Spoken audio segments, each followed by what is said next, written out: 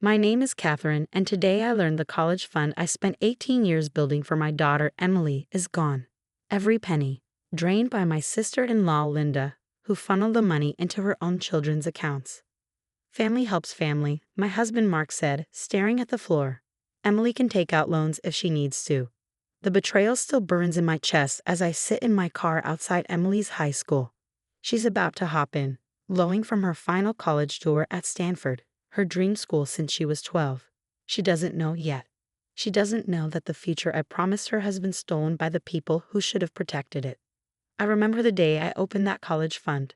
Emily had just been born, and while other mothers rested in hospital beds, I filled out paperwork. I wanted my daughter to have every opportunity I'd never had. My parents worked themselves to the bone in restaurants to put me through community college. I vowed Emily would have more. For 18 years, I sacrificed. Bonuses, tax refunds, overtime, every dollar went into that account. While Mark climbed the corporate ladder at his family's import business, I took on extra accounting clients, building the nest egg brick by brick. Linda came into the picture 10 years ago, marrying Mark's brother Tom. From the start, she treated life like a stage. Designer clothes, exotic vacations, luxury cars, on a salary that barely covered their mortgage. I should have seen the signs. "Catherine, you're so frugal," Linda would say, watching me clip coupons at family dinners. "Don't you want to live a little?" What she never understood was that I was living for my daughter's future. Last week, that future unraveled. Emily and I went to the bank to convert her college fund into tuition payments. The account was empty. "There must be a mistake," I stammered to the banker, but there wasn't. Every dollar, $286,000, had been transferred 3 days earlier to 2 separate accounts. I called Mark, panicked. Someone's stolen Emily's college fund. His response chilled me. "Kat, we need to talk about that." "What do you mean, talk about that?" My voice shook. "Linda needed help with the twins' private school tuition," he said slowly. "It's just temporary." Temporary? I could barely breathe. "Mark, that was Emily's entire future." "Lower your voice," he snapped. "You're overreacting. Linda promised to pay it back. The twins start at Wellington Academy next month, and you know how expensive private school is." "Pay it back? Emily starts college in 4 months. She's smart," he said, dismissive. "She'll get scholarships, or take out loans." At the next family dinner, I confronted Linda. She looked up from her wine glass, utterly unbothered. "Catherine," she said, voice syrupy, "you have to understand. The twins are at such a crucial age for development. Emily's already so bright, she'll thrive no matter where she goes." Mark's parents said nothing. Tom stared at his plate. And Mark, my husband, stood beside Linda, his arm around her, and said the words I'll never forget. "Family helps family, Kat. We need to support each other." Support each other, as if Emily and I didn't count. Now Emily bounces out of school, her Stanford sweatshirt proudly on display, her acceptance letter likely tucked in her backpack. She slides into the car, bubbling over with excitement about the campus and her plans for the fall. I nod and smile, my heart breaking. She doesn't know yet. But I make a silent vow as she chatters away. This isn't over. Linda and Mark may think they've won, but they've underestimated me. They've underestimated how far a mother will go to protect her child's future. I may have lost this battle, but the war has just begun. That night, after Emily went to bed, I sat alone at the kitchen table, surrounded by bank statements and legal documents. My hands trembled as I pieced together the full extent of Linda's deception. This wasn't just a single transfer. She had systematically drained the account over months. Small withdrawals at first, growing bolder with time. Each transfer required Mark's signature. He hadn't just allowed this, he had helped her steal from his own daughter. Still obsessing over this, Mark's voice startled me. He stood in the doorway, loosening his tie. "Another late night at the family business. Linda says you're making her kids uncomfortable," he added, his tone accusing. "You barely spoke at dinner last week." I stared at him, this man I had trusted for 20 years, now unrecognizable. "Her kids? What about your child, Mark? What about Emily?" He sighed, that patronizing sound I'd grown to hate. "Emily's fine. She's always been fine. But the twins need private schools, private tutors, and a mother who spends $12,000 at Gucci the day after stealing $50,000 from Emily's fund. I snapped, thrusting a bank statement toward him. Explain how that fits into their development. His face darkened. You've been digging into Linda's finances. This is why we couldn't tell you beforehand. You're too emotional about money. Emotional? I shot to my feet, the chair scraping loudly against the floor. This isn't about money, Mark. This is about trust, about our daughter's future, our family's future. Keep your voice down, he hissed. Emily will hear you. Maybe she should. My voice broke with rage. Maybe she should know how her father and aunt destroyed her dreams. Mark crossed the room in 2 strides, grabbing my arm. His grip was painfully tight. You will not tell Emily anything. This is a family matter, and we'll handle it as a family. I wrenched my arm free, my voice deadly calm. You're right. I will handle it as a family, as Emily's family, because right now, you're acting like Linda's family, not ours. The next morning, I called in sick and made 2 appointments, one with a lawyer, the other with a forensic accountant. If Linda and Mark thought I'd roll over, they were about to learn what kind of fight they'd started. Sarah Chen, my lawyer, listened intently as I explained the situation, her face growing more serious with each detail. The good news, she said, is there's a clear paper trail. The bad news is your husband's access to the account makes this legally complicated. It's going to get messy. I don't care, I said firmly. Document everything, every transaction, every signature, every conversation. I want the whole truth. The forensic accountant's findings were even worse. Linda hadn't just stolen from Emily's college fund. She'd been siphoning money from the family business, using her position as head of accounts to cover her tracks. And the twins' private school story? A lie. They weren't even enrolled at Wellington Academy. Mom? Emily's voice jolted me from my thoughts. She stood in the doorway, her brow furrowed. Why are there so many calls from Stanford's financial aid office? My heart sank. I've been dreading this moment. Sweetie, we need to talk. We sat at the kitchen table, and I told her everything. As I spoke, her face went pale, her expression shifting from confusion to disbelief, and then to anger. But Aunt Linda, she said she was proud of me, Emily whispered, tears welling in her eyes. She said she wanted to help with my essay. I'm so sorry, baby, I said, reaching for her hand. She pulled away. Does Dad know? She asked, her voice trembling. Did he let this happen? I nodded, guilt choking me. Yes, he knew. But Emily, listen to me, this isn't over. I'm fighting this. I won't let them take your future away. Emily stood abruptly, tears streaming down her face. I hate them, she choked out. I hate all of them. She ran upstairs, slamming her door behind her.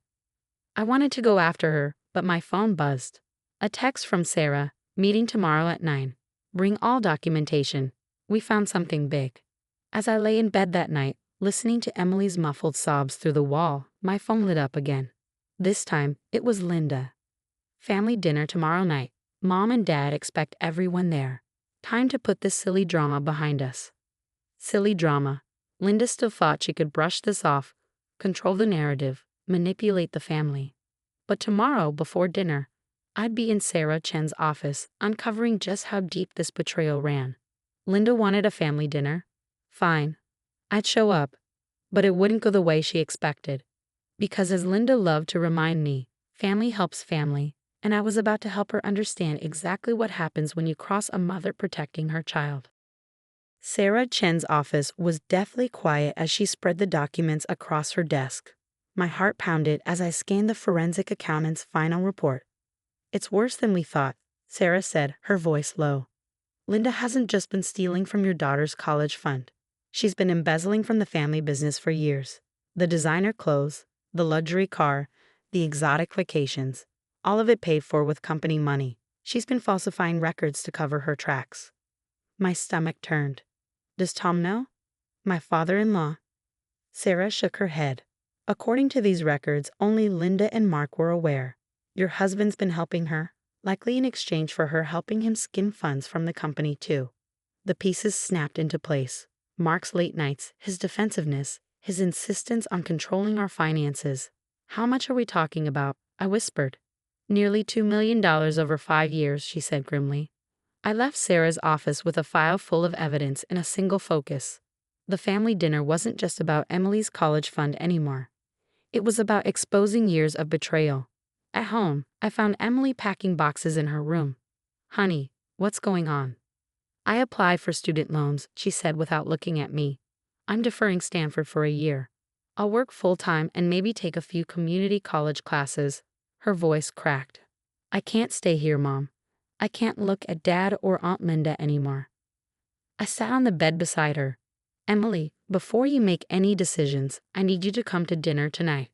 She shook her head, her expression wary. "I can't." I took her hand, squeezing it gently. "Trust me on this. Just this once." That evening we arrived at my in-laws' house. Everyone was already seated. Linda, dressed in what I now knew was a designer dress bought with stolen money, was laughing loudly at the center of attention. Mark sat beside her, a faint smirk on his face. "Catherine, Emily," my mother-in-law exclaimed. "We were just discussing the twins' exciting news. They've been accepted into Wellington Academy's gifted program." Linda beamed, clasping her hands theatrically. "It's such an exclusive program. The tuition is astronomical, but you know what they say, you have to invest in your children's future, right, Catherine?" I forced a smile as I set my briefcase on the table. "Funny you should mention investing in children's futures, Linda. I've been doing a bit of that myself lately." The room fell silent as I opened the briefcase and began pulling out documents. "For instance, I hired a forensic accountant," I said, holding up a stack of papers. "Would you like to know what he found?" Linda's smile faltered. Mark shifted uncomfortably in his seat. "Catherine, this isn't the time," Mark started, but I cut him off. "It's exactly the time. After all, family helps family, right? So let me help by sharing what I've learned about our family business." I laid out the evidence: bank statements, falsified expense reports, wire transfers. Each paper hit the table like a gavel. $2 million, Linda. That's how much you've stolen. And Mark, $500,000 in fake consulting fees. I wonder what Dad would say about that. My father-in-law's face turned crimson. "Linda, what is she talking about?" "She's lying," Linda screeched. "Mark, tell them she's lying." But Mark's gaze was fixed on the documents, his face pale. I pressed on. "The police have copies of everything. So does the IRS. My lawyer, Sarah Chen, is filing charges tomorrow morning. Unless..." "Unless what?" Linda whispered, her voice trembling. I pulled out one final document. "Unless you sign this. A full confession. Full restitution, including Emily's college fund, with interest. You have 12 hours to transfer everything back, or this goes to the authorities." Linda's hands shook as she stared at the paper. "You're bluffing." I met her eyes, unflinching. "Try me. You stole my daughter's future. Did you really think I wouldn't fight back?" Chaos erupted. My father-in-law demanded answers only to collapse into silence when the scale of the theft became clear. The gifted program was a lie. Linda had spent the supposed tuition money on herself. Mark begged for forgiveness, claiming he only helped Linda to keep peace in the family. But as Emily later said, he chose his peace over his daughter's future. Linda signed the confession. Every penny of Emily's fund was returned with interest. She and Mark now face company sanctions and potential criminal charges. Family ties may run deep, but $2 million cuts deeper. That night, Emily and I packed our things and left. She's starting at Stanford this fall, her dreams restored. Mark sends emails begging for a second chance, but some bridges, once burned, can never be rebuilt. Yesterday, Linda had the audacity to send me a letter. "You've ruined my life. How could you do this to family?" I sent back a single sentence. "I did exactly what you taught me. I put my child first." Sometimes family isn't who you're born into, but who stands by you when it matters. And sometimes the best revenge isn't just surviving betrayal, it's thriving in spite of it. Emily and I are having dinner tonight to celebrate her Stanford orientation. It's just the two of us, but we've learned something important. A family of two, built on love and trust, is worth far more than a house full of lies. To anyone who's ever been betrayed and told to keep the peace, don't. Peace isn't worth your dreams. Stand up, fight back, because real family would never ask you to sacrifice your future for their comfort. Now I want to hear from you. Have you ever had to choose between keeping the peace and doing what's right? What would you have done in my place? Share your story below.